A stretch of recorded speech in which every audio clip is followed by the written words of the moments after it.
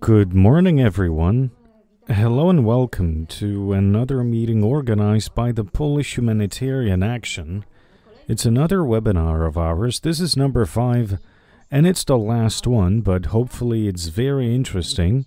Or actually, I'm sure it is, because the subject of our webinar is something currently very relevant, looking at the calendar and also looking out the window, because right now we're dealing with the classic summer heat.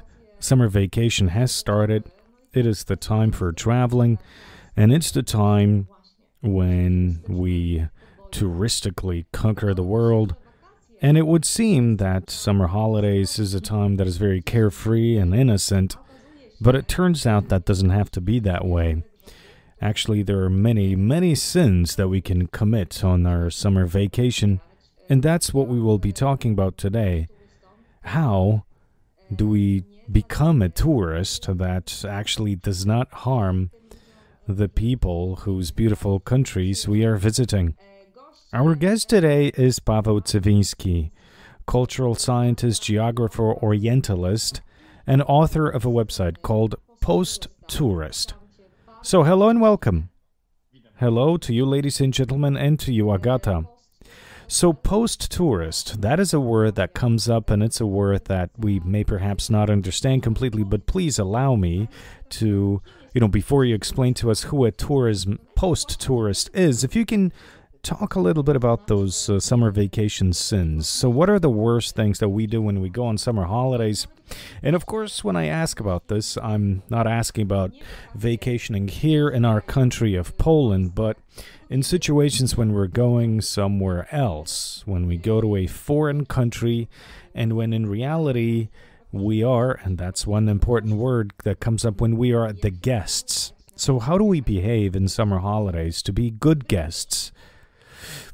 I can tell you that that's a very difficult question, especially the question about these sins, because it's pretty easy to understand how we behave as a good guest. We just have to remember all the times that we visited our aunts and uncles, and we know when we're good guests. It's when we're being polite, and then we're looking after, our aunt's apartment that's filled with antique furniture. But I'm wondering what's the biggest sin, and I think the biggest sin may seem innocent, but it's actually the original sin, namely egocentrism. That's because we're centered only on ourselves. We're focused on our needs and our desires when we go away, and then the trip becomes more like a hedonistic pilgrimage than a collection of ethical practices that contribute to sustainable tourism or development. And that actually sets the dominoes going, and after that you can, in a way, communicate. You can talk about what happens, for example, with the residents of the places we're going to, or the world we are visiting, or nature, or our choices, for example, the economical choices. And at the end of the day, it's about specific choices, like if we're going to stop at a hotel, like a huge all-inclusive hotel, or a hostel. What is the difference between one and the other? That's already a very interesting subject. All-inclusive, right? That's a very big tourist sin, right? And on the other hand, I am willing to say that perhaps it's actually better to stick to all-inclusive hotels than hostels, because hostels themselves are often created in different neighborhoods and towns, and they really appear abundantly, and they occupy houses or apartments. They're rarely built.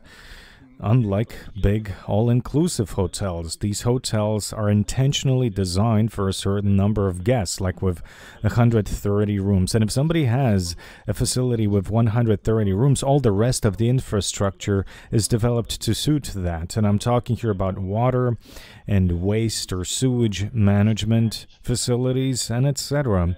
But when you create a hostel in which you before had 3 families living in a tenement block, and suddenly there's 40 rooms, and in each room there are 6 beds, the local infrastructure is not prepared for managing or processing such water intake or sewage processing. So from an eco perspective, there could be a bigger chance that there may be a problem and that the sewage will be dumped into the river. than with a classic hotel. On the other hand, a classic hotel uses more water. It needs to use more water. This shows you that it's not such a simple story. We can't say that we only have to choose hostels and we should just backpack wandering, avoiding the biggest travel agencies, because it may happen that the hostel actually dumps their sewage to the river because it's not efficient enough and because there's no landfill in the area, so the waste is burnt.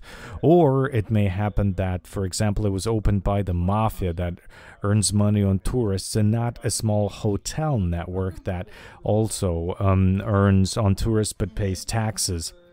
Let me stop you right here. I mean, it's so curious what you said, because I was convinced that when you were talking about the tourism jokes, I thought all-inclusive will come up as first, because it always seemed to me that one of the most important assumptions of this ethical traveling, I mean, if that's a good way of putting things, ethical traveling, is to be mindful of the local social fiber, to check whether the way in which we're traveling or how we're leaving money, and whether that will in any way translate into the good of the local residents, and whether we are supporting the residents, the locals, through our stay, or if we're putting money into a big corporation that has a chain of hotels. And probably that's what I meant when I talked about all-inclusive hotels and being that vacation sin.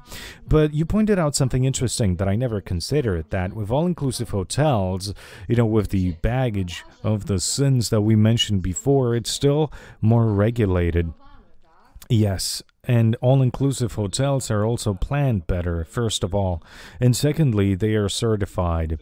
If large travel agencies signed agreements with certain hotels, and that means that that hotel needs to be verified and certified not only in terms of security, but many other aspects. Some countries some countries have regulations in place for catching pedophiles, and these large corporations have contracts signed with hotels. If there's a guest coming with a little girl and that is not reported to the police, then automatically the contract is canceled. It's not that it may be abolished, but it's abolished immediately. This means that the reception staff is trained to notice these things.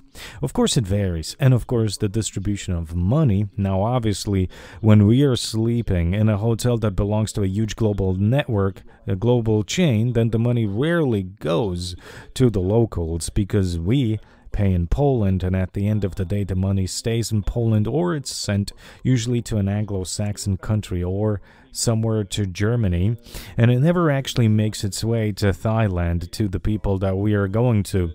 Yes, and also the staff, sorry for interrupting once again, but the hotel staff are quite often locals, but they're probably not earning much, to say it mildly.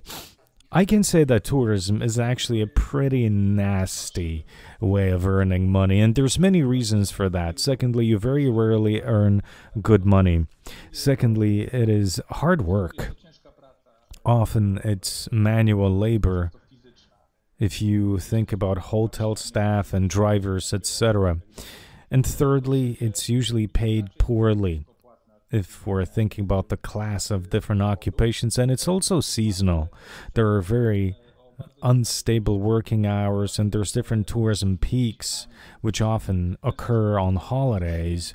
So in connection with that, I don't wish on anyone working in classic tourism in your typical stereotypical position. Okay, so we have hostels that have, as part of them, there's a high risk that it could be a dishonest business, and that what is tied to that business could be, abuse, or it could be a business owned by the mafia, and that ecology could be completely neglected there. And then there are huge, often all-inclusive hotels, which in the world of tourism, they are those powerful corporations, and we all know what huge corporations mean. But what do we choose? What would you say is the best option? How do we go, and how do we travel, and how do we stay on summer holiday, so that we don't have to question in the back of our heads if that's okay or not? So there's basically one option, and probably just one option if we're going to choose to travel. What you can do is to do a lot of research. And I know it doesn't sound like a tourist, but when a tourist dedicates time on something, then they're usually just researching to find the cheapest offer, right? And probably they're not doing that to check if, we know a little bit more about the place we're going to be sleeping in, but at least in terms of where that place is paying their taxes, probably nobody could go to a Thai website and see where a given place pays the taxes. Even in Poland, nobody understands the tax system well enough to know about the CIT tax and where it is being paid, right? However, if we want to have peace of mind, then peace of mind is connected to knowledge. This is knowledge we have to acquire, and sometimes it is time-consuming. It can be costly because we have to know somebody who's going to explain things to us, but there's no way of easily answering this, but still preparation, proper preparation also. Thinking of the awareness, or rather sustainability awareness, that can be a safe option. It's a good way for us to, when we're traveling, to shed the sin of selfishness, this thinking that, it's my holiday, I don't care, the world may burn, and when I come back, I'll be mature and reasonable.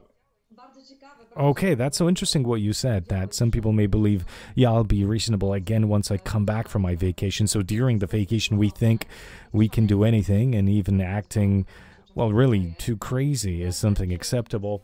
And another thing is that vacation seems like a very spontaneous time. It seems like the slice of our reality when we don't really need to be planning too much, and the more spontaneous we are, the better.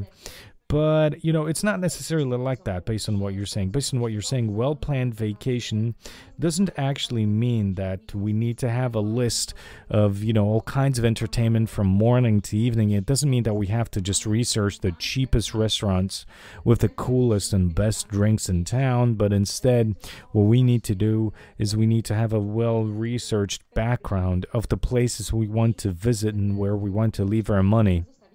Yes, although perhaps this is something I should have said at the beginning, there's a certain sentence by Anne-Marie Mon who talks about the zero waste idea, and she says that with zero waste, it's not about having a handful of people that perfectly follow zero waste principles.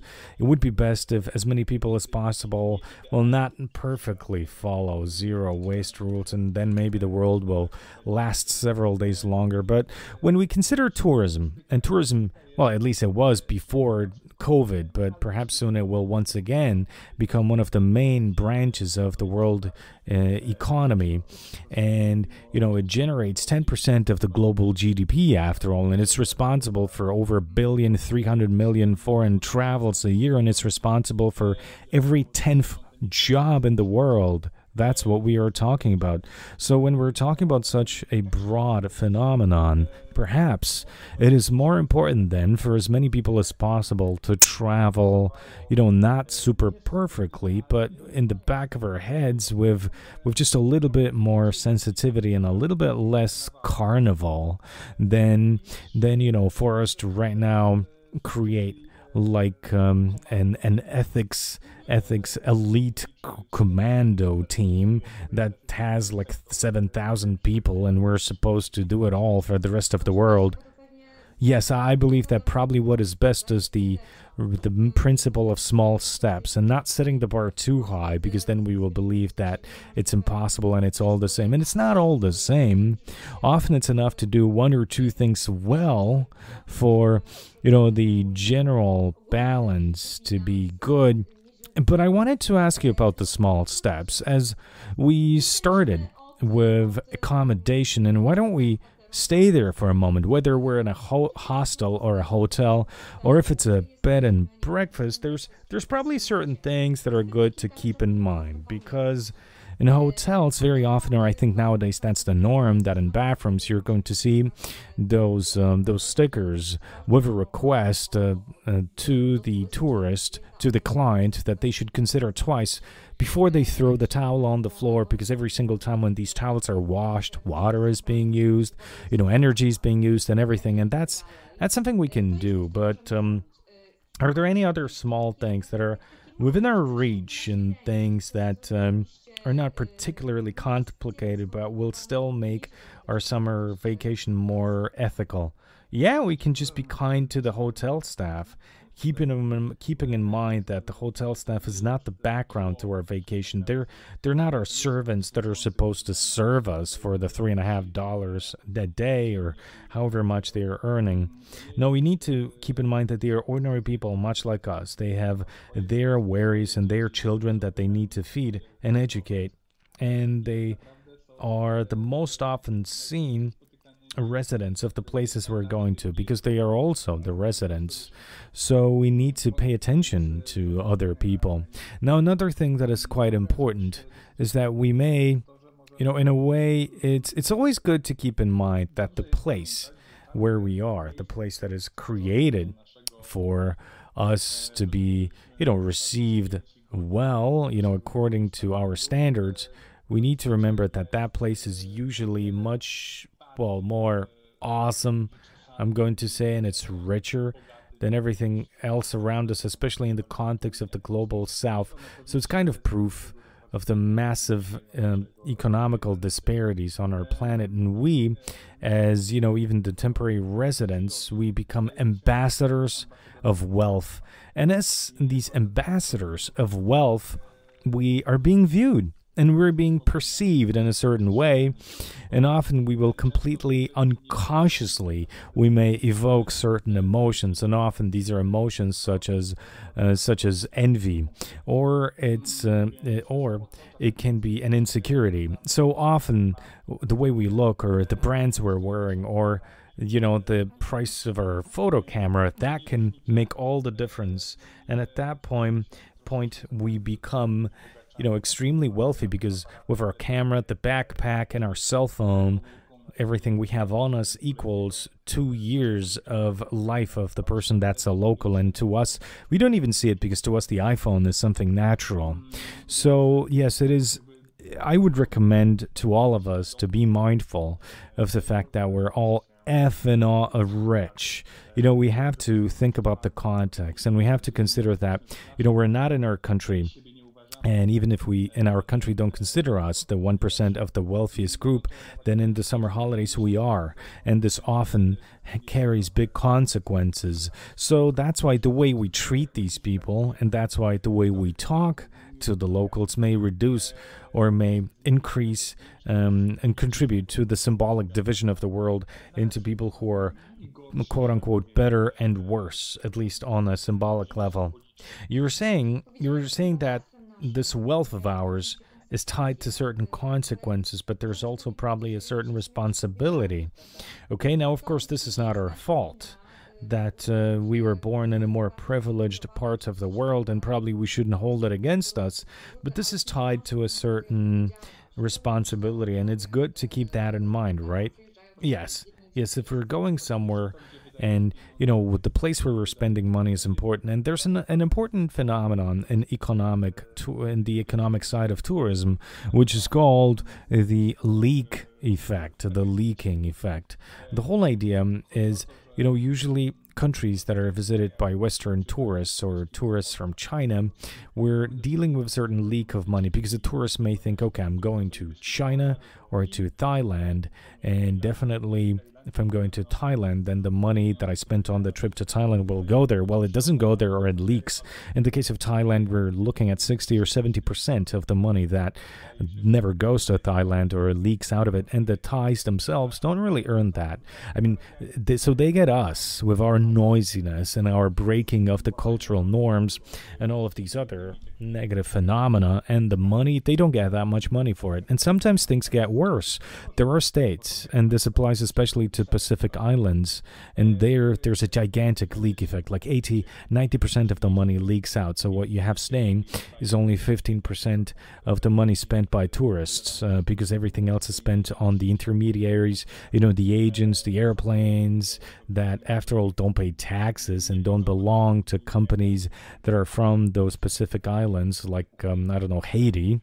So often what happens is that, even though there's like 10-15% 15% of our money, the yearly spending on a given island, it stays there, but it still is only 60 or 70% of the GDP of a given country, okay? That, I mean, it's from these kinds of tourists. So here we're dealing not just with a massive leak, but it's also about that country being economically dependent. Because let's imagine something happens, like, I don't know, the pandemic comes, right? And then what happens when a pandemic comes? There's no tourists, okay?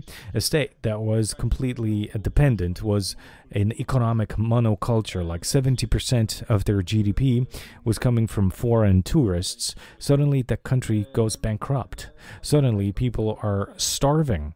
And this can be the pandemic, but it can also be a war or a tsunami or negative associations, outbreak of war, a volcano erupting, anything. In the case of small countries, it can also be, I don't know, let's say an airline that has 3 flights a day withdraws from a given country. So the disasters can be bigger or smaller. But, you know, what I'm trying to say here is that our money has power. And the power of that is not just expressed in the value of that money and, you know, the exchange rate, of course, but it is also something expressed in the fact that it can make a given place dependent, or that it can leak out. You know, we may think that we're spending the money somewhere, but we're actually not. So this whole system of those payments and the economic transfers and the whole system, and the fact that the whole tourism industry is on credit because accommodation is booked much earlier and the tourists pay later. I mean, it's usually the hotel owners that are giving credit for our vacation.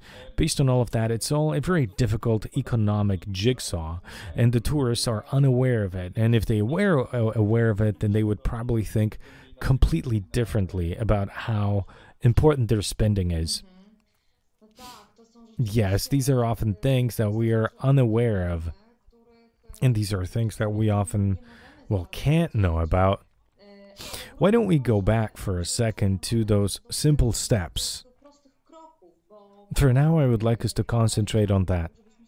You said something that was very important, something that seems almost trivial, but still so important, that we need to be kind to the staff, that we shouldn't be treating the hotel staff or the people in the city as the background to what you call our hedonistic entertainment. Instead, they are people exactly like us. So, as far as practical tips, and I'm not sure you're going to agree with this, but, you know, when we're leaving the hotel room, when we're leaving it to be cleaned, or when we're checking out of our room, what is important is perhaps for us to always have in the back of our heads that a person just like us is going to go there. And, you know, we have to be embarrassed if our room looks like a place that, you know, no polite person stayed in. So it's important for us not to leave this terrible, vulgar mess. But, you know, much like we're cleaning our home, we also should be cleaning that hotel. Now, of course, we can't change the bed sheets, but the bare minimum needs to be maintained, because it's about respect, isn't it? It's about respecting the other person and the place, and I think that's key. You have mentioned this, but I think this word hasn't been stressed significantly enough. Respect. Yes, I think a meeting with the other person, especially the other, okay, that especially always takes place in an ethical space. So it should always be a meeting of two entities and not an object and a subject. It should be the meeting of a master and servant, or perhaps we could be using other synonyms of an uneven relationship for different reasons. And usually it's actually us. I mean, we have the tools, especially if we're talking about the countries of the global south, we have the tools to bring the meeting to a balance. Oh, it's about the responsibility, isn't it? Yes, it's about responsibility, it's about respect. And I think it's also about, you know, just being a human being. That's right. I think that's the basic thing, isn't it? It's this carnival of hedonism doesn't free us from being a person. Yes, we, however, often release ourselves from it. You know, on summer holidays, we allow ourselves to do more. We ride on a moped without a helmet on. We drink more. For example, even in Polish, we have, you know, this phrasal verb, which is a summer affair. I mean, that by itself shows that we allow ourselves more, and that vacation is this moment of this carnival, and it's part of our thinking and of our imagination. But we have to. I mean, if we want to be responsible and sustainable people, then we have to be constantly making this hard effort to free ourselves from this imagination that was built this way. We talked about respect. We talked about respect for the people who are living in that place, and also respect for the local culture. We wanted to ask you now about the Muslim countries that we visit in summer. We're often actually closed in those large tourist destinations, so we may think that we're actually not. That we may think that we're not in a Muslim Egypt or in Algeria, or we may think that we're not. Zanzibar is a good example of that, right? I mean, after all, it's a wonderful island, or Tanzania, and then it turns out, no, that it's actually Muslim. So how should we, is it something that we should consider at all? Okay, should we consider that in a given place, there are certain rules? Like, for example, rules for dressing, dress codes. Is that something that we should be valid for us as tourists, even though, we paid our European money there, or should we adapt? I think that there's a simple exercise we should do. We need to think about how we would feel in Poland, in our world, if there was suddenly someone who, started breaking various culturally important elements for us. Like, for example, if they went to midnight mass on Christmas Eve with photo cameras, and if they started stepping on the altar to take better pictures during midnight mass, okay? Yeah, imagine that. Or imagine what would happen if, and how we'd feel if, if someone was commenting out loud on, okay, well, I can take my experience. I live in the Mokotów neighborhood, in this area where there's this row of gray houses, and the specific thing about it is that it's architecturally interesting, and once in a while there's trips, okay? There's people checking it out. And, I kind of got used to the fact that we have these trips and there's people looking at my neighborhood. But on a certain day, I remember I was carrying these plants. I was taking these plants to my neighbors because I was going to the garden and I had to carry these plants, so they wait during my trip there. And I was asked to actually pose with these plants for the pictures. It was kind of nice. But then on the other hand, nobody showed me these pictures later on. Okay, and nobody even thanked me for the fact that I was actually carrying these plants and looked interesting. It's about these small things, okay? And on top of that, it was also, between me and the people who, who were taking the pictures, there was no class difference. There was no class gap or a gap in the language, and we were all kind of similar, and we could all drink alcohol later on in a place that we know, but still the sole fact that I was an object and they were the people who were hunting an interesting thing to see, that in itself meant that they got into the role of somebody hunting something interesting, and I was the classic, hunted animal that was shot on film. So it seems to me that this is something important. When we're going to different places, we need to respect, okay? And we need to respect that we shouldn't be taking pictures on the spot. And we know that there are these cultural differences. And, by having uncovered hair or by being half naked from somebody's perspective, we can cause difficulties because it's the Ramadan, and during Ramadan they shouldn't have impure thoughts, and we in some way could cause them to have these impure thoughts. Or one impure thought can also be a desire to drink water, okay? Because, during Ramadan, all the time when there's sun and the horizon, with good Muslims during Ramadan, they shouldn't be drinking water, they shouldn't be eating meals either. And we, in a way, are making things difficult.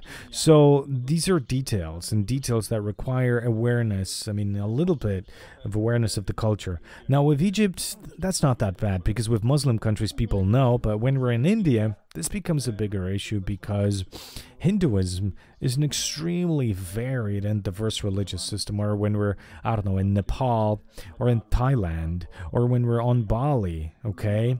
So I personally believe we should ask ourselves the simple question, okay, what if somebody was acting this way in my country? Would I have a problem with that? That's a question we need to ask, and usually the response is, well, you know what, in my home, I would like for people to respect my rules, to follow my rules or my sensitivities. Okay, I mean, I love the fact that you mentioned these pictures, because this is an exceptionally important subject for our conversation. Now, you talked about how people were starting to take pictures of you with the plants, and I thought to myself that, first of all, the people who were taking these pictures, they were speaking your language, okay? And you knew why they were taking these pictures. You knew that they were just a trip, that they're tourists, and that they're exploring the Mokotów district. And from what I understood, they also asked you, okay? They asked you if they can take a picture.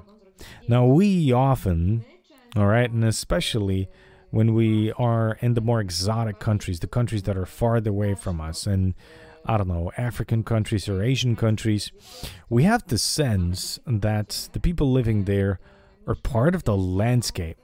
And we never consider, or we never think about asking them if we can take a picture, because we see a picturesque scene, okay?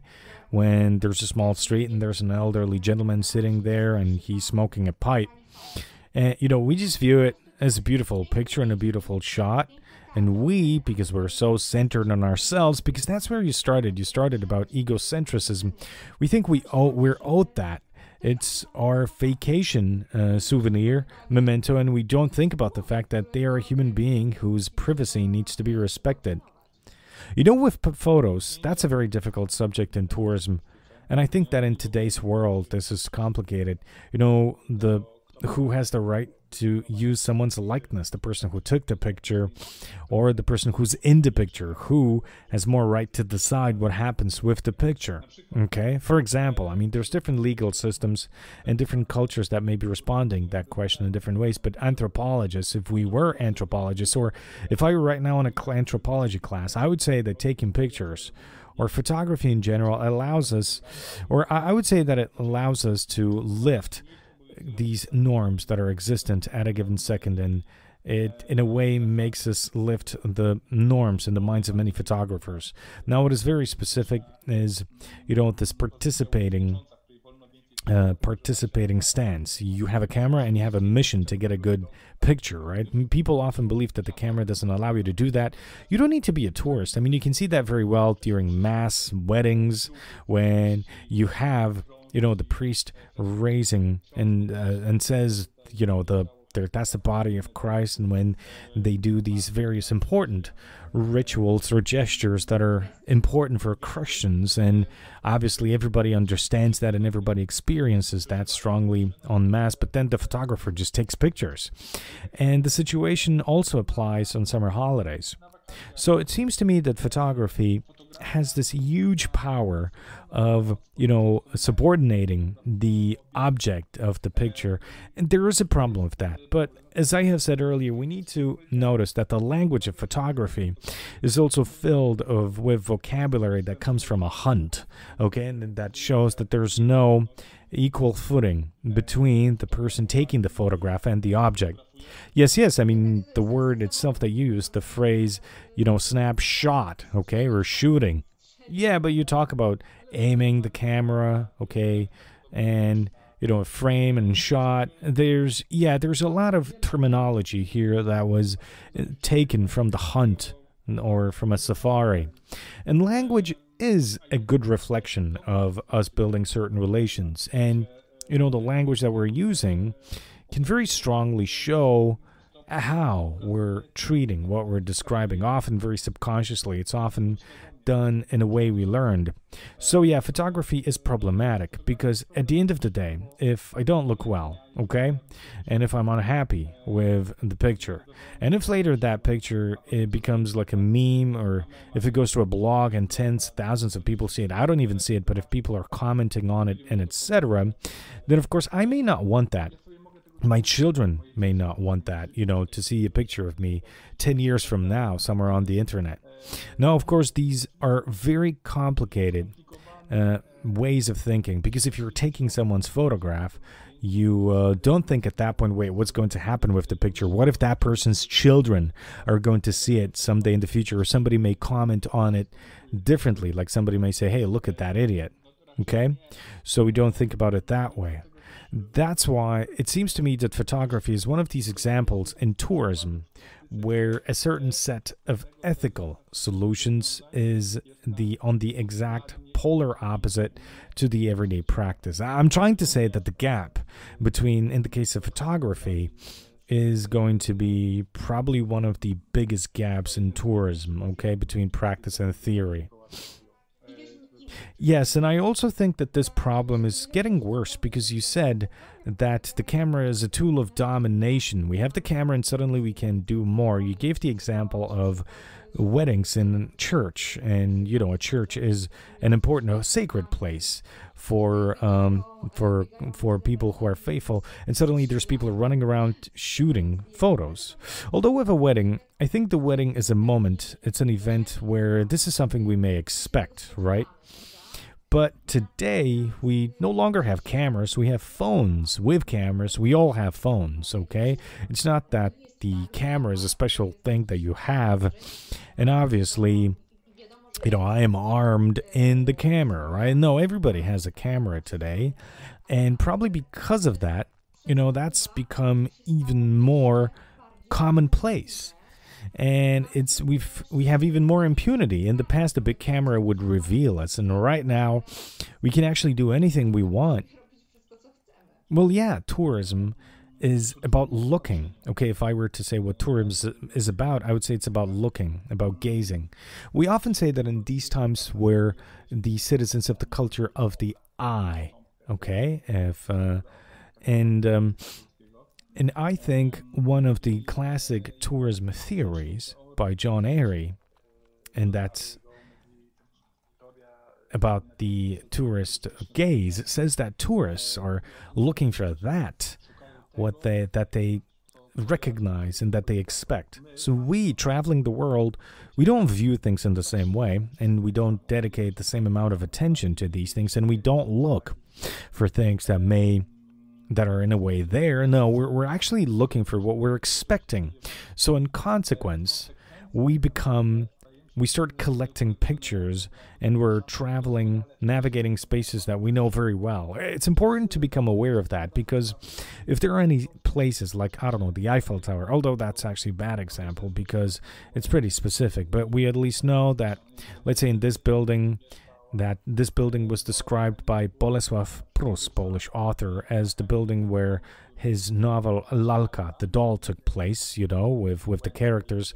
And if that building looks like any other building, then in that way we have learned to positively evaluate the tourist attractiveness of a given place, and we look for these kinds of places. So if we say that the world that we're looking at as tourists, it's not a world, but it's a collection of previously organized, spaces that have been, in a way, one and not a different way, modified by the tourism industry and ourselves, then we suddenly see that taking pictures, in huge amounts of pictures, is about constantly reproducing these symbols and meanings.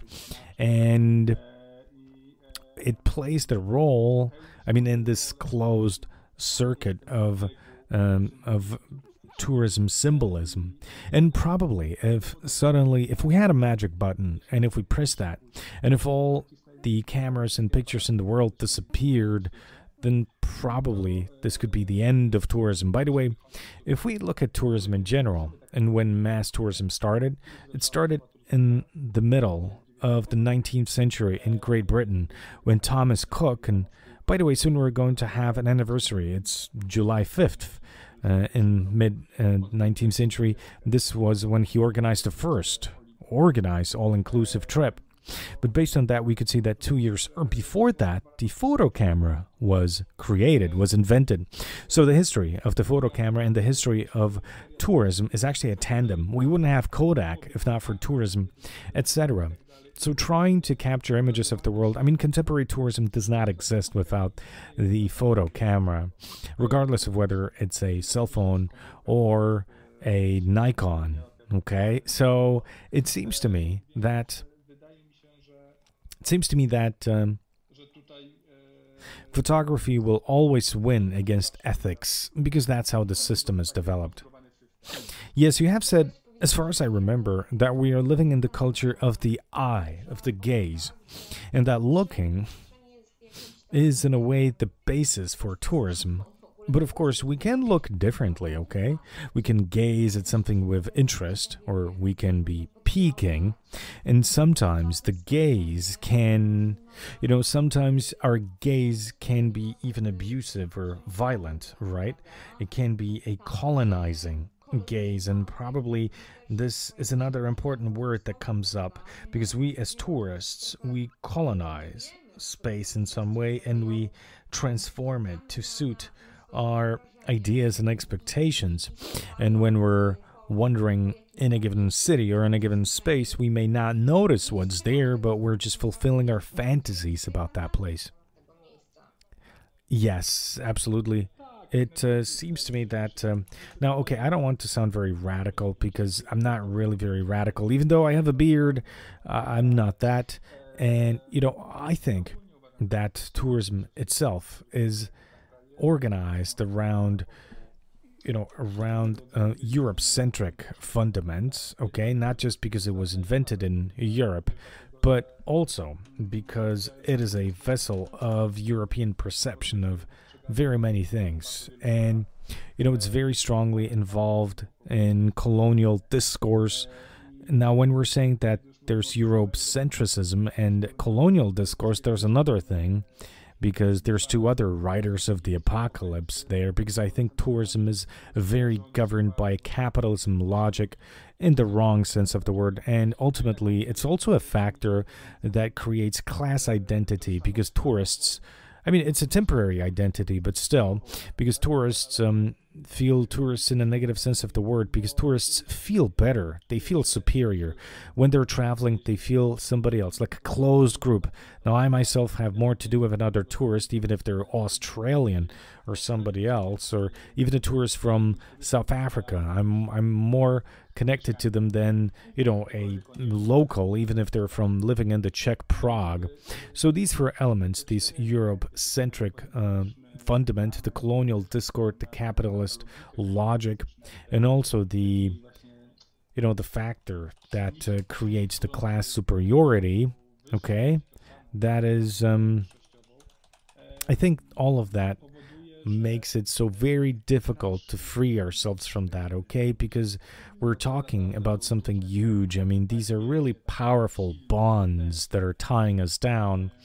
And when we talk about it this way, when we say that there are mechanisms that at the end of the day are going to make us, that we're taking part in a more hedonistic phase of, interpersonal relations, where the other person is more an object than a subject, and their world exists only so that for 2 weeks we can have great fun, and, then we're like in a golden cage, and if their sense of their existence is the 2 weeks when we are there, well, then that gives us a problem, and the world has a problem with us, okay?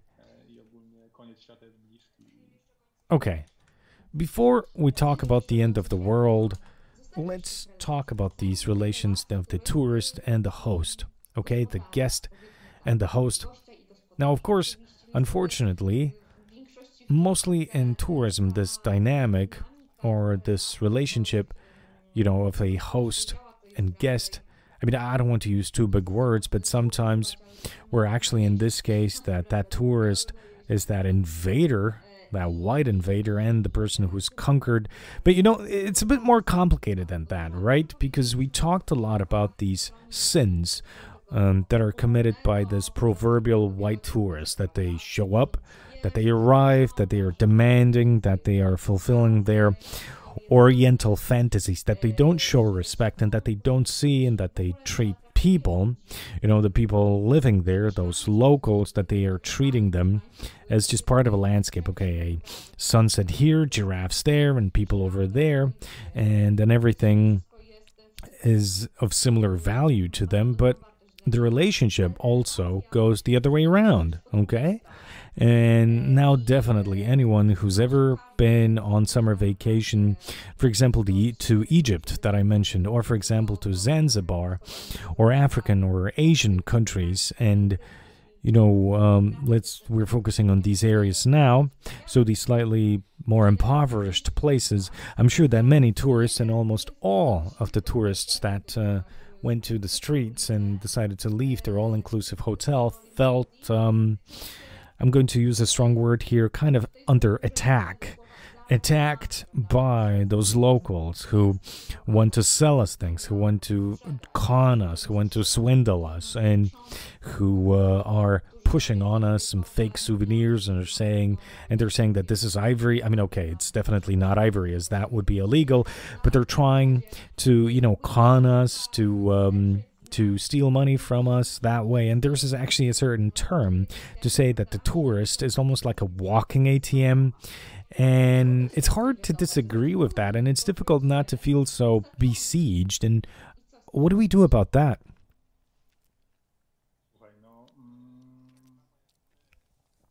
Well, much like we objectify the locals objectify us, and we have stereotypes about the locals, and the locals have stereotypes about us.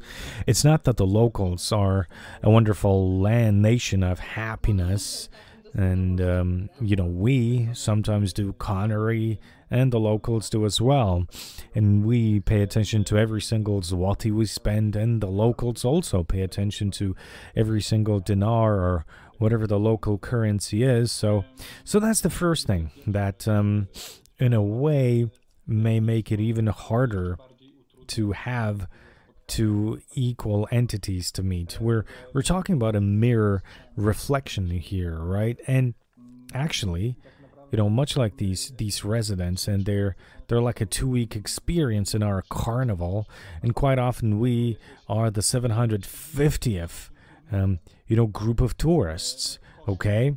So, we have to imagine that we go to the sea, okay, where it's always bad, and all the families are constantly arguing, and there's this constant tension we're feeling.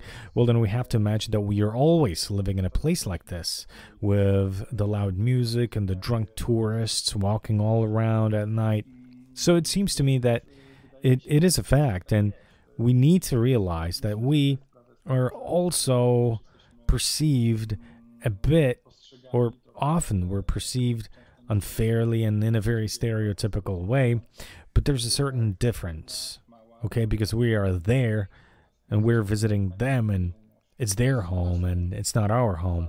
So we're actually clients, because we also often feel more like clients, and that may change the relationship from, the world of a bazaar to the place of a supermarket, because in a supermarket, it's different. I mean, in a bazaar, we have another person, and here it's a different kind of relationship. In the case of a transaction, that's something symptomatic.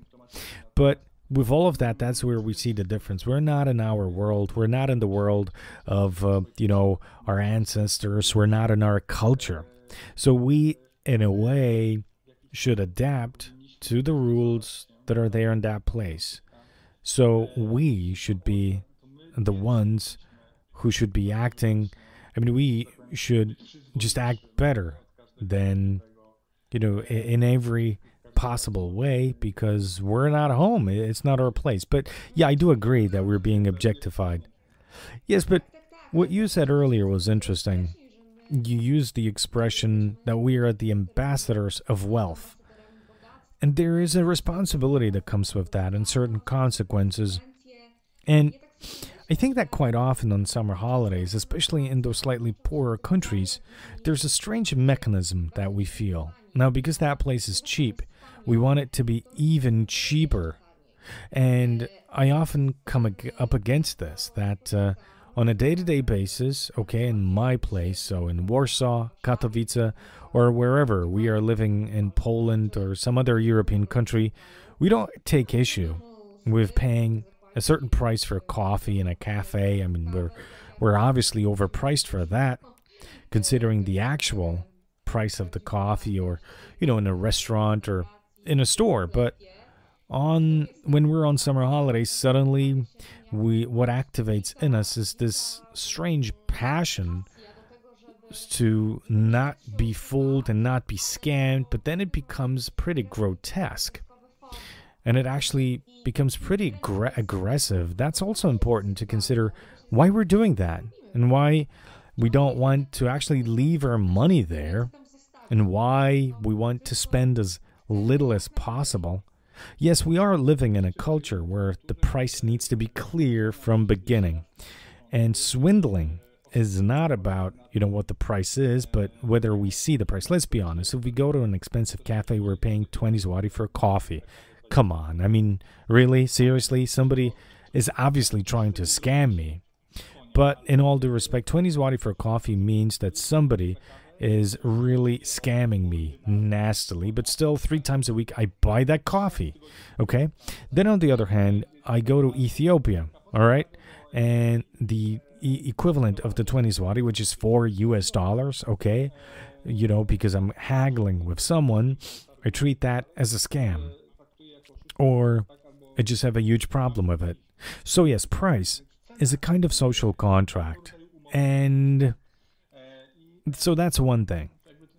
We need to be aware of the fact that true connery is not about the price, whether the price was provided before or not, but an actual swindle is about a kind of it's about being fooled in terms of abusing the situation and the value.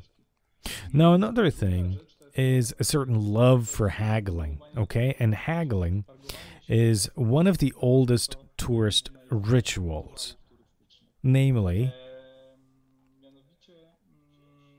somewhere probably in the times of, you know, when the East was described by the West. I'm talking about the Orientalism now. I mean, somebody came up with the idea that everybody haggles in the Middle East, and that the whole idea is to haggle, and that merchants love to haggle. Yes, and that they're going to feel offended if we don't haggle. Yeah, so there's this strange myth that is in place right now, and it's there together with all the other myths of, you know, selling wives for camels and the other such nonsense. But this is a myth that is very deeply entrenched, and this myth is actually impacting our expectations, and in a way, we kind of expect to have this experience. So even if we're even subconsciously expecting that, because the price of a trip is also, you know, the price of a trip where we're going to have an authentic experience, and haggling is, of course, the most authentic. I mean, by the way, they never had prices in the Middle East. They always agreed on the prices during the haggling, right? That's what the people think. But when you've got that, yeah, in this case, you know, we're striving in a way that's, I would say, you know, we're striving to that very strongly. And then what you have seeing is you have all the other kinds of thinking. Like, for example, oh, okay, he's definitely trying to swindle us. Or, you know, if I'm haggling, then after all, haggling is about paying as little as possible to get as much as possible, and so on and so forth. So if I were to talk about haggling now, then haggling is a tourist ritual, and only a ritual of tourists. Okay, we talked a lot about the language of images. I wanted us to talk about this language that we're using to communicate, the direct language and the words, because the lead theme of all of our meetings and all of our webinars was the question about how do we stop hate speech and the negative emotions that we release through what we say or write online. I think we've talked a lot about this, but we haven't mentioned it directly. So I'm going to ask you now directly about this. I'd like you to tell me what kind of language connected to tourism is the most harmful, okay? So if we could talk about the linguistic sins that are tied to our tourist activity. First of all, we need to realize that the language of the description of the world and the language of tourism is a language that's purely connected. It's purely correlated to certain cultural codes that are connected, for example, to the category of adventure. Now, when we think of that, and when we think of what adventure is and what adventure looks like, then we're going to immediately remember different kinds of children's reading books, okay, W pustyni w puszczy, and some other books, and then movies like Indiana Jones. That was about adventure. And these kinds of sources have taught us to interpret reality this way, but first of all, to interpret the category of adventure this way. When we're traveling the world and when we want to experience an adventure, then we don't come up with the adventure by ourselves. We're more like, with that tourist gaze. We actually reproduce certain categories and mechanisms. So knowing what the adventure can look like, we in a way need to know how to describe it. So when we look at the language of tourism, it is often a language of a description of the world and a reportage that actually, if we compare it from a purely linguistic perspective, between the 19th and 21st century, it doesn't change much. It actually uses the same mechanisms, and it uses different kinds of stylistic strategies, and colonial ones as well, and then post-colonial ones, which actually have a couple of rules. Perhaps we should talk about these rules, because with these rules we're going to better understand the language of tourism. So first of all, the language of tourism, and the main goal of that is to generate differences. So we don't want to go and we don't want to see something that we know. We don't want to go and we don't want to see the same world that would be nice to us right away. That's not an adventure. We want to see the difference. Therefore, the language of tourism, what it does, it exoticizes the world. And what is exoticizes? It's about emphasizing this description of reality where we are highlighting the different. Because if we want to describe something, there's two possibilities. We can highlight the differences or the similarities. And, in a normal balanced way of describing phenomena, what we would do is we would describe the similarities and the differences. That way, we end up with a picture that is complete, or that tries to be complete. In tourism, no, kill the similarities. There's no similarities. We want nothing but differences. So the language of tourism exoticizes and stigmatizes things and encloses the other in a kind of assumed difference, and that is its attribute. It's supposed to generate these differences so that the thing can sell, so that it's viewed better, and so that it meets the expectations of the tourists.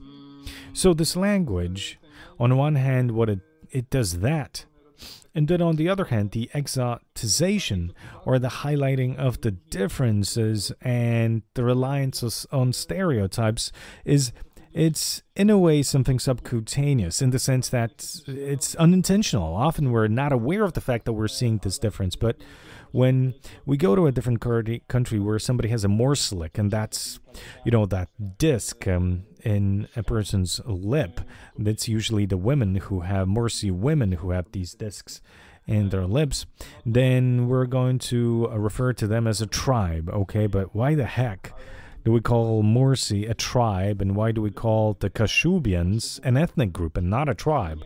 I mean, it's the same level, but we're trying to create a difference already at that level. We're creating differences, and we're, in a way, labeling that world and modifying it on a linguistic level. Like, for example, have you ever heard of somebody visiting an African village using the word wieś for it? Okay, no, we just use different words. And they have tribes, and we have nations.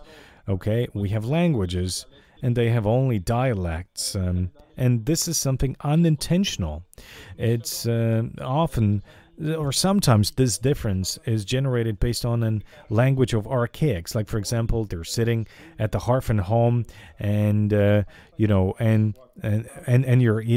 drinking potions. And who uses that? You can drink potions in The Witcher. Yeah, because it's all about fulfilling that fantasy for the exotic. Absolutely. This is a story about that adventure. But the language of tourism, and for it to sell, it needs to be relevant, because if suddenly we're going to use a quasi-scientific jargon, if we say that, well, here is an ethnic group and their dominant culture code is this and that, well, that doesn't sound sexy, does it? I mean, the only thing that's sexy is a 19th century colonial novel that is going to be reproduced, and still is reproduced in many ways up to this day. But we just need to keep in mind that these people, in reality, they don't want to be a tribe, because they know that it's worse. So about making the language exotic, what is bad in that? As in, if you can tell me, why is that bad? Well, it is something bad on multiple levels.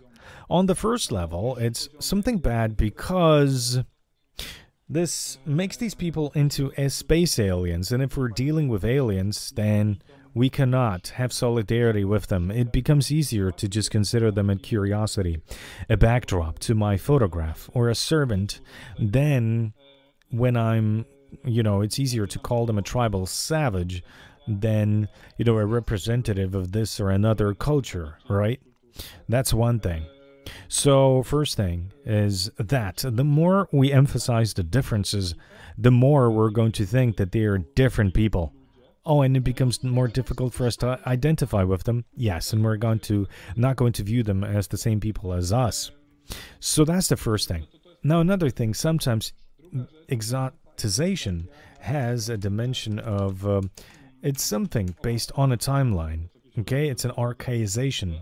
It's about denying to acknowledge that somebody is commonplace. I mean, we can just talk about Ethiopia again, looking at the Mursi, okay? It's normal that we may read on travel blogs texts such as, well, time has stopped a long time there, or they still do this, or they still do that. And, we still are taking away from them the fact that they are contemporary. Like in the case of Omo Valley in Ethiopia, I just used this example, in their case, they may say in Polish, we say that this is a living museum, that we're going there to see that living museum. And that living museum has a semantic combination of two elements. First of all, it's a museum. A museum means that we're going to be dealing there. This is a place where Lucy was discovered, and she's like a pre-human being. She's like almost like the missing link between, the human and the ape. So we have Lucy and a museum there, and everybody thinks that this is the place. I mean, not everybody, because that was long ago abolished, but for a long time people thought that this is a place where human beings became human beings, and Darwin and everything, and the whole story of evolution took place there. And on top of that, there's also the word living. Okay, living, that means that they're still like that today, that it's not just a museum, but we can go there and we can still see the people there. We can still see the people that just climb off the tree. It's not contemporary. It's almost like they were still apes. So this is a kind of logical connection that you're going to see about that region, about that place. If we type in living museum, we're going to see the Omo Valley and Ethiopia, right? So if you're going there to see apes, then you're going to treat people as apes. And really, that's the reality. So the exotization, at least in this case, of the Omo Valley that we're describing in Ethiopia, that is something that has gone so far that if you go to the Mursi with a photo camera, then what you do is you buy, like in a photo safari, you pay money, you go there, and you simply walk around and take snapshots. So it's like a photo safari where human beings are, it's like in a human zoo, okay? And you're a victim of that place only because you have a culture that cultivates putting plates in their lips instead of, I don't know, making tunnel earrings like what we sometimes do in Europe. So, if you consider that, exotization creates a space alien. And if we're describing an alien, and if we describe what we think about, that alien, then there's no chance for us to have solidarity. Like if we look at the Polish humanitarian action, okay, which, who organizes the webinar, if we look at their way of talking about the world, it is the exact opposite of that. When there's something happening someplace, then the people who are being described either in Ethiopia or in Peru or elsewhere, they are described as people who are as close to us as possible. It's just about similarities. This is Pedro. Pedro has children that went to school. And Mr. Pedro, right now, it's times of drought. So Pedro has a problem sending his children to school, and he would love his children to be educated and for the children to work in the IT sector. Now, that is a very different story than saying, well, this is Pedro. He has a funny mustache and a sombrero, and he likes to siesta. Okay, because we have a story, when we have a story that somehow shows that people are similar to us, and if we're looking for these similarities, there's a bigger chance that in a situation when the drought appears and if Pedro has a problem, okay, then we'll be able to have solidarity with Mr. Pedro. We're going to pay the $2 for his children to actually have the possibility to work in IT and to elevate Pedro's family within one generation, from living on $3 a day to living for $30 a day. Yes, you're talking about the phenomenon of exotization or exoticizing the language. And I think exotization as a phenomenon, it has another face, and that's something we've discussed to some degree. But I think we have to talk about it some more because it's about the exotization of poverty. There are whole organized trips that go, either to the favela or to the slums in Africa or to India, because we feel at that point almost as if we were touching that real world, okay? And that doesn't really differ much from what you were just describing. So it's like a zoo with people, only the people are really living there and they really have a hard time there. And the poverty is real. That's true. There's very many aspects to this. But first of all, we need to keep in mind that exotization has bloody roots. And why? Because right now, exotization, or the point of it, is for it to fit with our expectations that follow from, tourist imagination created in a certain way, imagination raised on, for example, the book In the Jungle and in the Desert by Sienkiewicz. And years ago, it was supposed to describe the world in a certain way so that people are not angry, that the people were not upset during colonization. If we just describe them as different and illiterate idiots that are thinking in a disorganized way and they're stupider than us, and, they need the white man so that we can save them, we make them so exotic so that, we can then rob them, pretending that we're trying to help them with a Bible, of course, in our hands, and with the railway that's going to be stealing their resources. But on the other hand, so the exotization of today has bloody roots. However, this is just one thought that, I wanted to finish my previous thought, because thinking about those poor neighborhoods, okay? How do I say this? Poverty is picturesque, as people often say in the world of tourism. It's very picturesque, apparently, and it is connected to a very important phenomenon that was written by McKennell in the book The Tourist, a New Theory of the Vain Class, in which McKennell wrote that what's a very important element of tourist life is to look behind the scenes. Because obviously tourism is a kind of a theater. It's a play. We've gotten used to the fact that many things are being performed for us, but we want to get a look behind the scenes. Of course, the residents know very well that we want behind the scenes looks. So they're giving us an access to behind the scenes by pretending and creating behind the scenes looks, and there's behind the scenes of the behind the scenes, and more than that. And why? Because the tourists have this stupid idea in their minds that there's something authentic, and that authentic means, poor instead of what we're seeing there. So it seems that the attraction to seeing poverty and seeing suffering as well, because you're talking about, those really poor areas. And I can give you more hardcore examples, like, for example, tourism to North Korea. I mean, in reality, the point of that is something really big, right? Because we're going there and our money is used simply to pay the dictator, Kim Jong-un. And on top of that, there's also, even if we also don't look well at somebody there, then that person may be sent to a labor camp together with their, parents and their families. That's what it looks like. I mean, on the left there's a bowling alley, and on the right there's a concentration camp. But we can go further than that, because I've even heard about an offer in Iran. You can actually see executions, people being hanged. We can see that in real life. So people are drawn to the behind the scenes, but they're also being drawn to something that I would call, I don't know how to call this properly, but people are being drawn to the dark side of the force, okay? They're kind of being drawn to something that's evil. And tourism is a safe way of seeing evil, because tourism is usually safe. So even that war tourism, because right now in the Ukraine, I mean, there's so many tourists there. Tons and tons of tourists from all around the world. Much like right now in Somalia or in Yemen, or today there's also that you see that in the border of Afghanistan and Tajikistan and others. So we're just curious.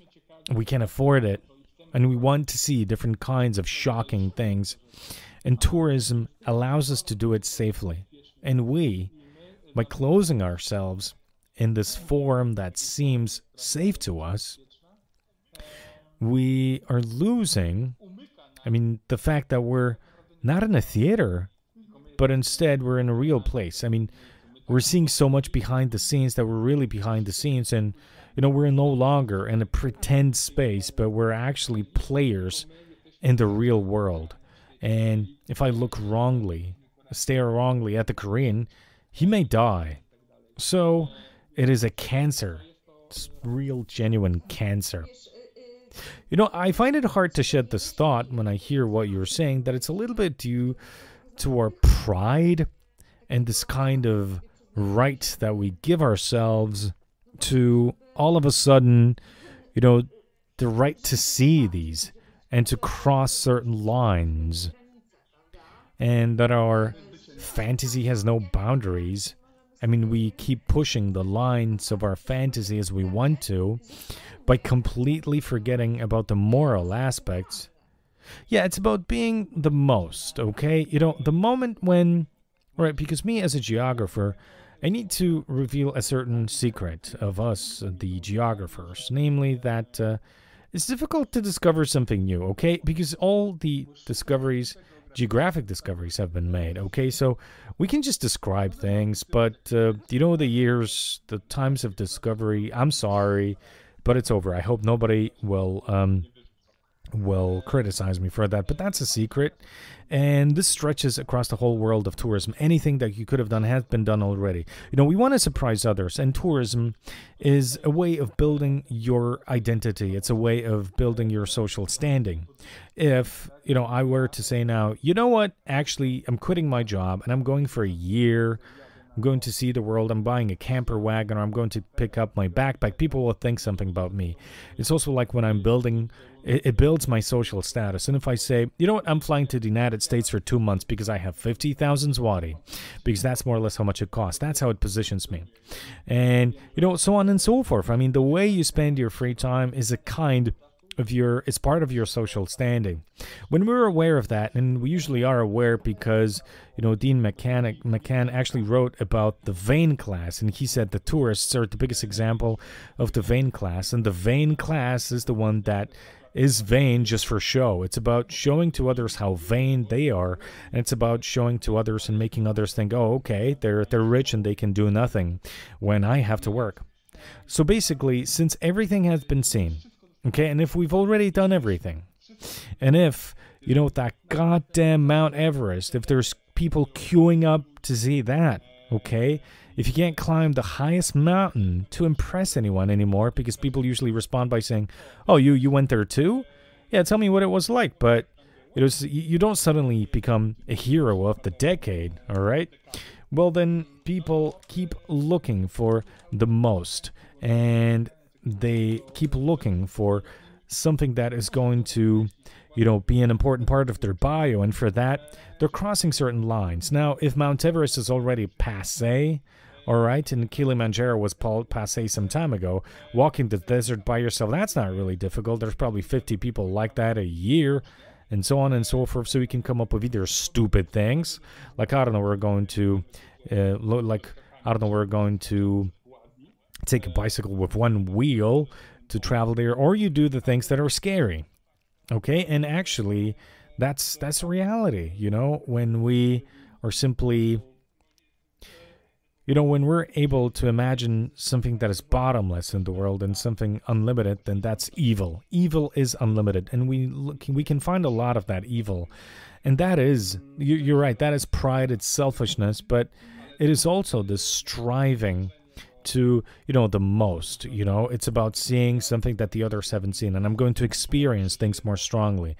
And me as a rich representative of the wealthy North, I can go anywhere. Like last year, I went to Tanzania. 2 years ago, I was in Egypt, and then in Ethiopia. That's how people think. They think, yeah, I can go to Cameroon, but come on. What is that? And I mean, how different is that? Okay, but seeing war, or seeing a real concentration camp, or seeing, the place after the explosion of a nuclear power plant. I mean, that really gets your adrenaline running, right? That's more interesting. So by looking for the most, okay, for the biggest well in the world, then the deepest well is the well in the world of evil.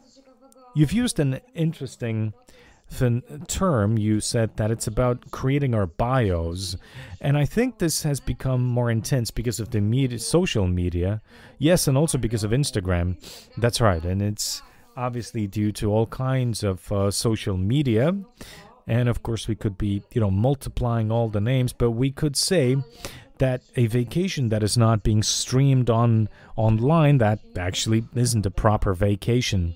Now, we're slowly running out of time, and I would like to ask you about that, because it is true that this theme that we're seeing in all of our meetings today are the dangers that we may see online, okay? So how do we not contribute to, not reinforcing these harmful stereotypes, okay? And what do we do so that, sometimes even despite the good intentions, because it's not that we always want to do something offensive and something bad, but I'm not going to ask you perhaps how do we, share stories of our vacation, but what do we not say, okay? What should we not do?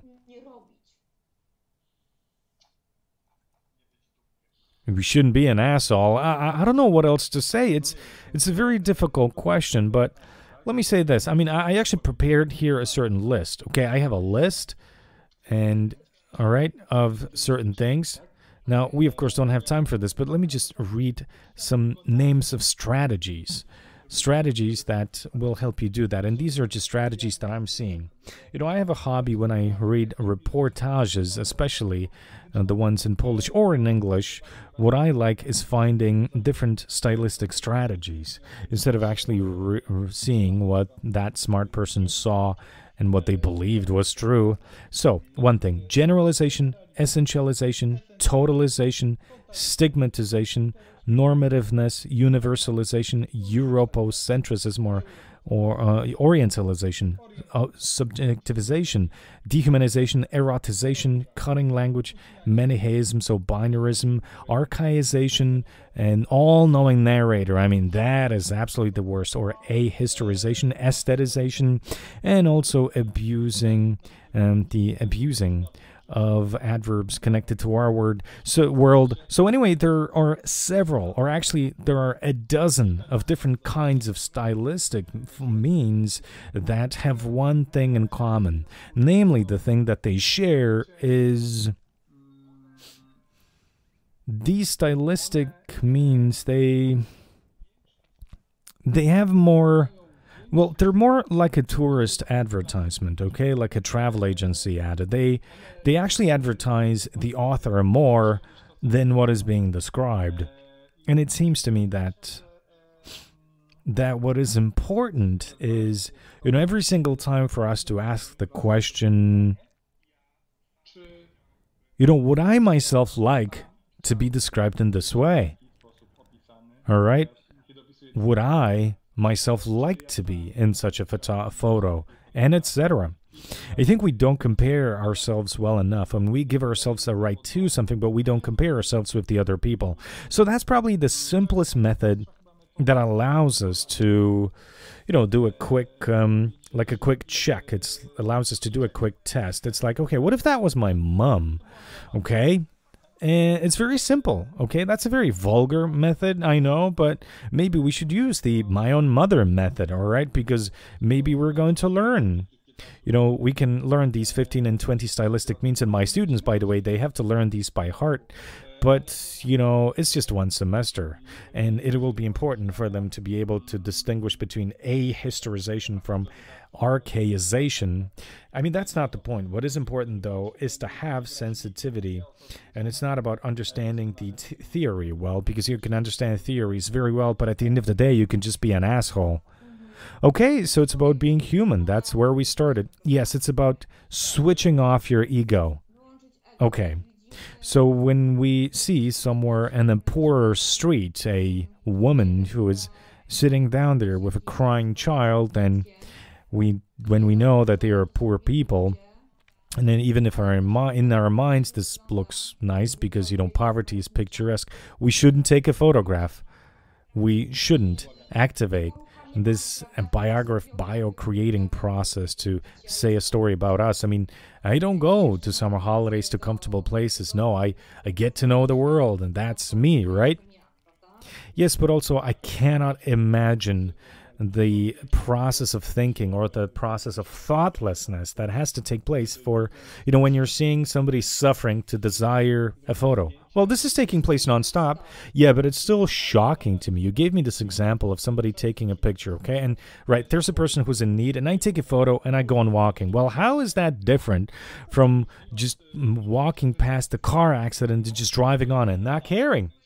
Yes, well, it's because this world is not real. It's just part of our exotic story. It's our fantasy. Nothing is taking place in real life there.